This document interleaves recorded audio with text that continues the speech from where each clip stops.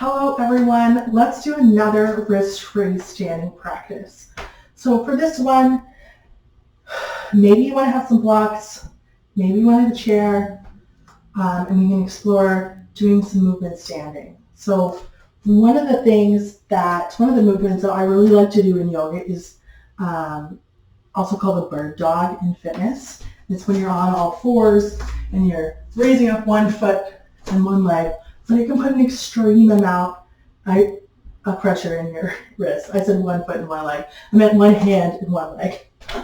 Anyway, either way, you're putting a lot of pressure in whatever wrist is down. So let's explore some movement, including that today, where you don't have to do that.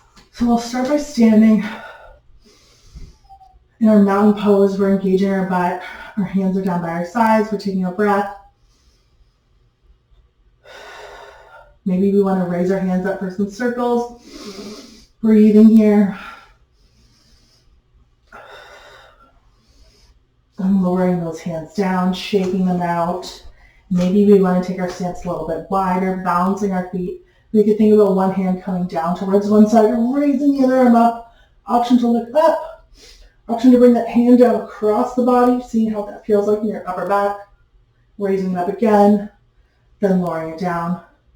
Doing the same thing on the opposite side, up, and then looking over, and then bringing that hand back up and down, shaking out the feet. Maybe we want to bring our blocks in front. We could do some calf raises. We could do the calf raises on a block or not. You can also do this on a step. Just be very careful that you're on the bottom step. I don't want you falling down the stairs. You're at the bottom of the staircase when you do this. You can bring your feet up, heel up, exploring that, doing a few of these. You could explore if you want to do them at the same time. It might be better to do it near a wall. Obviously, I'm saying that it isn't far away from a wall, so hopefully I don't fall down. But so coming to stand on it. So these blocks are foam, so they're like a little less sturdy than if you're using like cork or wooden blocks. I've never used wooden blocks, but I know there's people that really like them. We can come up and down on our toes. It's just a little more of a balance challenge being on top of something. So again, you could use the bottom step this, hold onto a railing, be the very bottom step. I don't want you falling down the side of the stairs, and then coming back down. You could think about, I'll do it on the side so you can see the side of my foot. You don't have to do the side. Bringing your toes onto it, bringing that heel down. We're stretching out that heel. And again, you could do this on the bottom step. Or if you have a stool, or my chair doesn't have, it has one in the back. I was thinking like the back of the chair. You could put your foot on the chair. That works too. Or a step stool, the bottom step of the step stool. So anything here, doing both of them, stretching out that back. That might feel really good. Then you can shake that out. And then, I like to have a chair or a wall, just in case I need some support. I feel like it's better to have it than it not be there, and then you want it and you don't have it. So I'm going to stand a couple feet away from whatever I'm going to hold, or the wall if you're near the wall. And we're going to think about bringing our weight into one leg. So I'm going to bring it into my left leg, balancing my weight, and then option to tap back. There we go. We're tapping back. Maybe we're squeezing our butt muscles. And then we have the option of lifting up that opposite arm. This is similar if you did the practice around dancer pose, the building up to dancer. This is a similar movement. And then here, maybe we want to lift that back leg up off the ground, bringing that hand out. This is where you might want the chair or the wall, depending on what side you're doing.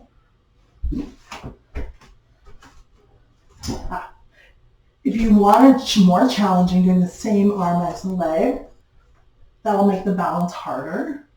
But I like to alternate. And then maybe we want to do that little hinge in our hips. So as we do it, and again, this is optional, but as we do it, maybe we want to bring our weight into the left leg, bringing our right leg back, raising up our opposite arm, and then hinge forward at the hips. This is where a chair might be nice. So your leg does not have to come up in line with your back. It could come up a little bit. It could tap back. There's no reason that it has to be like up by your head.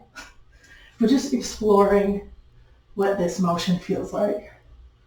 And then we can bring them in and out. And make sure you do them on both sides. So we've been doing this all on one side. If you've been alternating, awesome, you can continue alternating. Woo. Or if you've been doing it all on one side like me, you can switch to the other side. You don't have to move this around. I'm just doing that so I'm still facing you. And again, we can start with those tap backs. We don't have to go right into that big hinge fold. We can lift up one arm.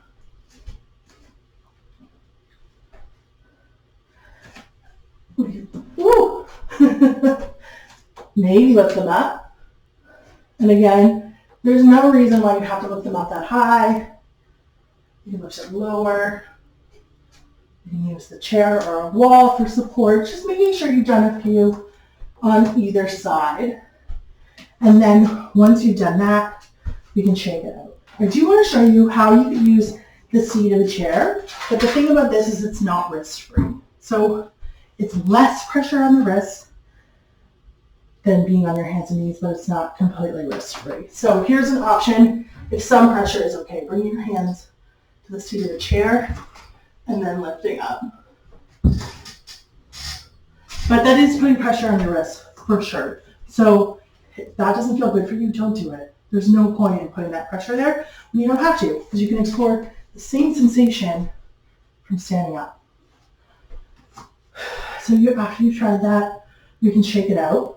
And let's do some cat-cows, but we can do them standing. So again, a lot of times people do cat-cows from tabletop. You could also do it from a chair. You might have seen me do that in some other videos. But really, we can really focus on doing the same motion from standing. So when we inhale, we think about our chest opening, our back is arching, our tailbone comes out, maybe our chin goes towards the sky, our shoulders come back, we inhale, filling up with air, and then as we exhale, we round our back, we round, our tailbone gets tucked under, maybe our chin goes towards our chest, and we alternate.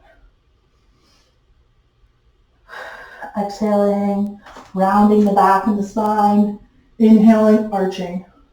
And again, you can do big arm movements. In front, into the side, up, and then down. Or you could do no arm movements. You could do cactus and cow, bring them together in front and cat. So exploring that. This is a type of movement that I really enjoy when maybe like I've been standing in line for a long time. Something like a little subtle you could do. If you don't have, if you have massive wide arms, it's not that subtle. But you could do a little cat-cow. And again, if you're seated at a desk, you can do this seated in a chair, which feels really good too. And then we shake it out. Let's do one more twist. So coming to stand in a wide stance. We can raise up our hands above our head, bringing them down, one behind us, one to the side, looking to the side. Our feet are still facing in front. Taking a breath, raising our hands up. We'll twist on the opposite side. And then coming down, maybe we want to end with some arm circles. Just noticing how that felt in your body today, exploring that movement. Noticing sort of if you enjoyed the balance challenge, if you didn't, maybe why you didn't, and just exploring those things. There's no right or wrong answer. We're just sort of experiencing what's happening in our body as it's happening. So thank you so much for this practice, and I hope to practice again with you soon. Thank you.